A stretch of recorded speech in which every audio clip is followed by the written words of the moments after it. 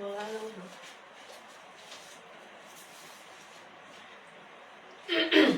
Biết có ai coi không?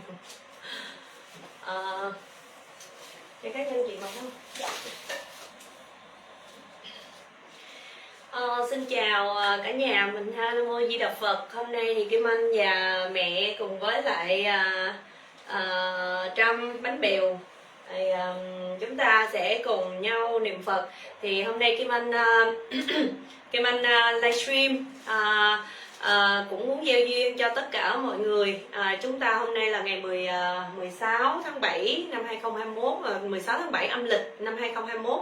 Thì Kim Anh cũng muốn là chúng ta cùng những ai hữu duyên thì chúng ta cùng coi được cái livestream này á, thì chúng ta sẽ cùng nhau niệm Phật nha. Ngày hôm nay chúng ta niệm Phật và hồi hướng cho tất cả các hương linh đã tử nạn vì đại dịch Covid. Thì mong rằng là tất cả các quý khán giả, quý vị, chúng ta ai có hữu duyên, ai hữu duyên mà thấy được cái livestream này của Kim Anh thì chúng ta hãy cùng nhau niệm Phật chung với Kim Anh nha. Bây giờ thì Kim Anh, mẹ và bé Trâm sẽ cùng niệm Phật. Thì mong rằng là các quý vị, đặc biệt là các fan thân thương của Như Kim Anh nè, nếu như mà đi ngang qua cái Facebook của Kim Anh thì chúng ta cùng giữ cái Facebook này để chúng ta cùng niệm Phật với nhau nhé. Rồi bây giờ chúng ta bắt đầu vào thời kinh tối, nhưng mà hôm nay thì Kim Anh sẽ không đọc kinh, mà hôm nay thì Kim Anh chủ yếu mục đích của Kim Anh đó là niệm Phật, cầu Đức Phật A Di Đà để tiếp dẫn cho các hương linh đã tử nạn vì đại dịch Covid lần này. Nam mô A Di Đà Phật. Chúng ta cùng vào thời ha.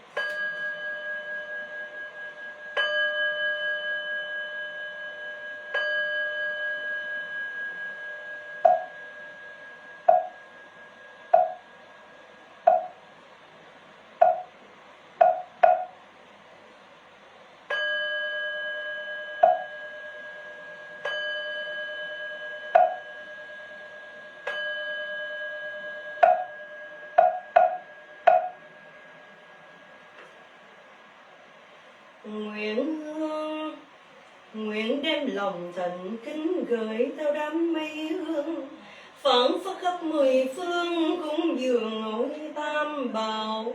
Nguyện trọn đời giữ đạo theo từ tận làm lành, cùng pháp giới chúng sanh cầu Phật từ giáo hộ. Tâm Bồ Đề kiên cố chỉ tu học vững bền, xa bề khổ nguồn mê trọng quay về bờ giác. Nam mô Hương cúng dường Bồ Tát, Nam mô Hương cúng dường Bồ Tát, Nam mô Hương cúng dường Bồ Tát Ma Tát.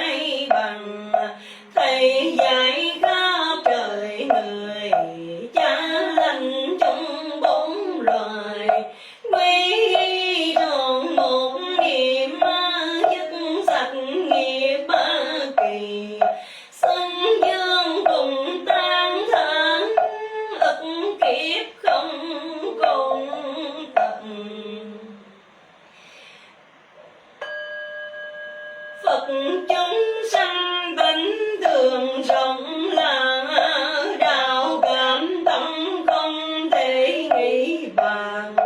Nơi để cho dĩ đạo đà, người phương Phật bảo hào quang sáng ngời.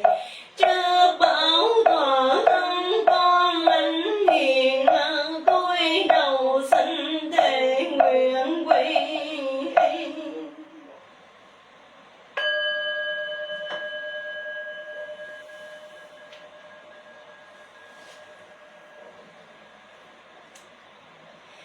Chí tâm định lễ Nam mô Tận Hư Không biến pháp giới hóa hiện vị lai thập phương chư Phật.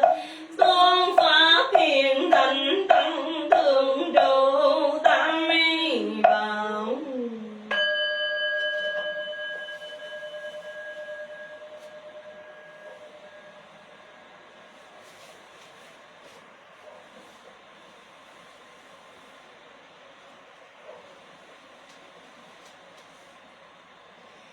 Chí tâm định lễ Nam mô Ta Bà Giáo Chủ Điều Ngự Bổn Sư Thích Ca Mâu Ni Phật. Đương lai hạ sanh Di Lạc Tôn Phật. Đại trí dân thù sơ lời Bồ Tát.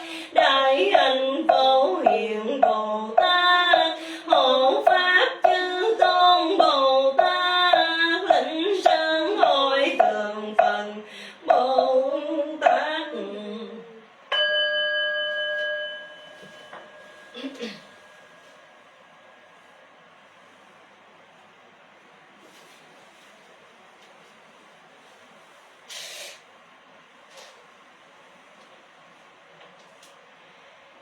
Chí tâm định lễ Nam mô Tây phương Cực Lạc thế giới đại từ đại bi tiếp dẫn đạo sư A Di Đà Phật. Đại bi quan thế âm Bồ Tát. Đại thế chỉ Bồ Tát. Đại nguyện địa tạng vương Bồ Tát. Thanh tịnh đại hải chương Bồ Tát.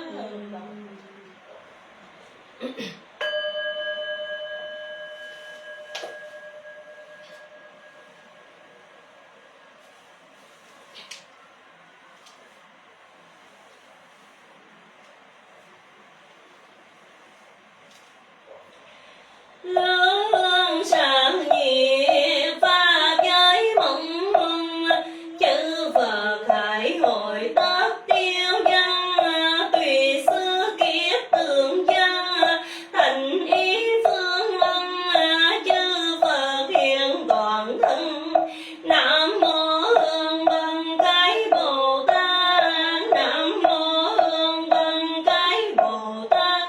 Nam mô Hương Vân Cái Bồ Tát Ma Tát.